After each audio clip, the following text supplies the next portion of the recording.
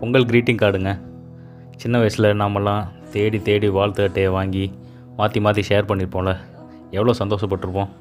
சரி, அது மாதிரி நம்ம கிட்ஸுக்கும் அதெல்லாம் சொல்லிக் கொடுக்கலான்னு தோணுச்சு. வாங்கலான்னு கடை கடையாக தேடினா இல்லைன்ற வார்த்தையோட யாருங்க இப்போ அதெல்லாம் வாங்குறா, வாட்ஸ்அப் காலத்தில் போய் பொங்கல் வாழ்த்து அட்டைன்னு கேட்குறீங்க அப்படின்னு ஒரு ஏளன சிரிப்பு தான் மிச்சம்.